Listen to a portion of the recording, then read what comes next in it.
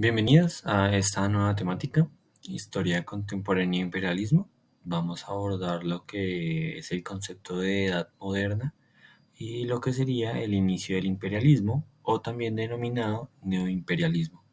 Recuerden que hablando de imperialismo hablamos desde los imperios antiguos hasta los modernos, pero específicamente nos centraremos con el neoimperialismo, que fue el proceso adaptado desde el siglo XVIII y XIX por las potencias imperiales europeas, Estados Unidos y Japón, para colonizar algunas partes del mundo e imponer su pensamiento. Entonces iniciemos con el primer concepto, historia contemporánea, específicamente historia moderna. Hablaremos del concepto como tal, que es el elemento historiográfico que hace parte del ciclo de las grandes revoluciones del siglo XVIII y XIX y las grandes transformaciones sociales, económicas y políticas precisamente del siglo XIX, inicios y finales de esa época, y también el impacto de la Ilustración. Ahora muy bien, el objetivo, contar con una formación general, histórica, de precisamente el concepto de historia contemporánea, donde hablaremos de la base del conocimiento y los principales procesos y acontecimientos históricos sobre los que la historiografía articula su interpretación de la evolución de las sociedades humanas desde finales del siglo XVIII hasta nuestros días. O sea, el objetivo es identificar la historia contemporánea y sus elementos puntuales en economía, política y sociedad. ¿Ok?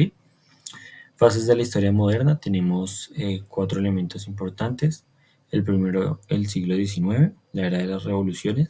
El segundo momento del siglo XIX, del nacionalismo al imperialismo. El tercero, el primer siglo XX, guerra y crisis mundiales. Y el segundo siglo XX, la época de la Guerra Fría. Divídanlo de la siguiente manera. Primer siglo XIX, 50 años, era de las revoluciones. Segundo, otros 50 años, nacionalismo, imperialismo. Siglo XX, 50 años, guerras y crisis mundiales, o sea, más o menos de lo que fue 1914 a 1945, Primera y Segunda Guerra Mundial y periodo entre guerras. Y el segundo siglo XX, la época de la Guerra Fría, más o menos del 48 al 89, más o menos con la caída del muro de Berlín. Ténganlo en cuenta así estructurado. Muy bien, hablemos del nacionalismo al imperialismo. El nacionalismo como concepto es el amor por la nación, ¿ok? Y en ese momento se estaban configurando varios estados. Estamos hablando de los estados germánicos, el gran estado de Inglaterra o el imperio británico, el estado de Francia o el imperio napoleónico. Por ahí veíamos grandes momentos de donde pasamos del nacionalismo, el amor por la patria, al imperialismo donde nuestra nación es lo mejor y debe conquistar todo. Entonces, imperialismo y nacionalismo son dos cosas distintas, tengan en cuenta, que se pueden expresar de muchas maneras y cuya mutua relación es contingente. Comencemos con unas definiciones. El nacionalismo es básicamente una ideología política históricamente de mucha importancia por su influencia en el desarrollo de movimientos políticos y formaciones político-estatales. Esta ideología se basa en lo que desde el siglo XIX han llamado el principio nacional, Estado y nación, lo que es el territorio y el sentido de apropiación por ese territorio, ¿ok? Ténganlo en cuenta. Y vamos a hablar de ahora lo que es el imperialismo. En cuanto al imperialismo, nos podríamos referir aquí a un orden socioeconómico en una formación político particular, en una combinación de tales cosas como también una ideología que fomente y defiende tales estructuras de desigualdad de poder.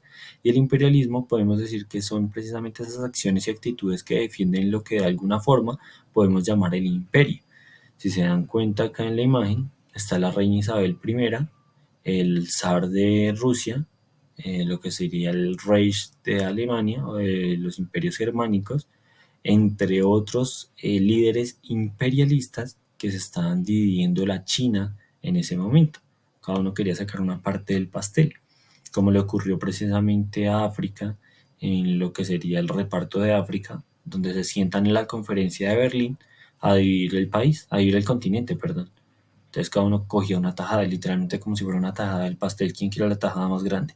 Y en realidad estaban dividiéndose colonias y gente, unas sociedades, o sea, tribus, todo eso. O sea, los imperios no estaban pensando en la magnitud de lo que iba a ocurrir en un futuro con esa división que hicieron de África. y que siendo uno de los continentes más ricos, hoy es uno de los más pobres en realidad por la explotación imperial que ocurrió en esa época. Pero vamos a analizar por qué ocurrió eso y cómo ocurrió. Muy bien, tenemos tres etapas del imperialismo, el que les hablaba en la Edad Antigua Media, que hablamos del Imperio Romano, el Imperio precisamente Macedonio, con Alejandro Magno, el proyecto imperial que consistía precisamente en expandir esa creencia religiosa o una lengua, una cultura nueva por toda Asia, así con esas concepciones grecorromanas. La civilización griega con sus grandes imperios, el mismo imperio musulmán de la Edad Antigua, donde se desarrolla el concepto de imperialismo claramente, pero no es el mismo imperialismo que estamos viendo ahorita. Diferente categoría, ¿vale? La Edad Moderna, con el imperialismo europeo de España y Portugal, que es en el momento en donde nos toca la colonización a nosotros y a los norteamericanos por el lado de Gran Bretaña, con sus 13 colonias, los españoles por el lado de los virreinatos de Nueva Granada, Nueva México, el Río de la Plata, y los portugueses con la dominación de parte de Brasil, ¿vale? Y algunas islas del Caribe. Entonces, eso también es un periodo de imperios, donde imperios salen a navegar, a buscar nuevas rutas comerciales, encuentran nuevos territorios y imponen su poder, ya sea para un fin religioso, económico, cultural, también es imperialismo. Y el imperialismo de la edad contemporánea o moderna, hablando ahí específicamente de ese transcurso entre moderno y contemporáneo, donde inician nuevos imperios como Gran Bretaña, Francia, bueno, los germánicos, China por ahí, Japón, y entraría Estados Unidos ya después de su independencia un poco más fuerte, también a hablarse de ese nuevo imperio, con un elemento llamado el colonialismo. ¿Ok? Ya hablaremos específicamente de qué es el colonialismo y esa dominación imperial de la edad contemporánea. Muy bien, hablemos de cómo se desarrolla el imperialismo. El imperialismo de fines del siglo XIX y comienzos del XX fue un proceso motivado por diferentes razones, principalmente económicas. Estamos hablando de imponer el poder imperial para extraer recursos en una colonia y llevarlos nuevamente al imperio, ¿vale? Motivado por diferentes razones. Hablamos también de elementos estratégicos, ¿vale? ¿Cuál colonia es mejor ocuparla para tener mayor poder sobre otro imperio? En el caso, por ejemplo, de la India con el Imperio Británico, donde se ejercía un poder absoluto en Asia por tener esa colonia, y el Imperio Británico quedando casi al otro lado del mundo. También hablamos de elementos como algunas consecuencias a raíz de la explotación de millones de habitantes del tercer mundo, en los continentes de África y América, Asia, ¿vale? Y que este proceso de imperialismo generó también un proceso de conflicto bélico que terminaría con la Primera Guerra Mundial, desatando la Primera Guerra Mundial porque los países o los imperios, algunos estaban en desacuerdo con otros porque cogieron más colonias o tienen más poder sobre África. Y así hablaríamos de cómo ese imperialismo y ese nacionalismo fue detonando la Primera Guerra Mundial, donde entran algunos países en contra de otros países y otros imperios, literalmente. Imperio británico, imperio germánico, el imperio austrohúngaro, ¿ok? Elementos ya más conceptuales que se van desarrollando hacia 1914. Pero desde este momento, ¿cómo se desarrolla? Simplemente por un fin económico, social o cultural de imposición sobre otro. Potencias imperiales. Desde el comienzo de este periodo hubo un acuerdo informal que fue reconocido por 5 grandes potencias en Europa: el Imperio Austriaco, más tarde Austria-Hungría, el que les hablaba ahorita, el Imperio Británico o los ingleses, la Francia Imperial, más tarde la Tercera República Francesa después de su revolución, el Reino de Prusia, más tarde el Imperio Alemán, el que vemos por ahí, German Confederation, y el Imperio Ruso, donde estaban los zares, ¿vale? Los zares, y después de esa revolución bolchevique hacia 1917, la República de Rusia, ¿ok? Pero pues hablemos del contexto imperial, donde están imperios y emperadores.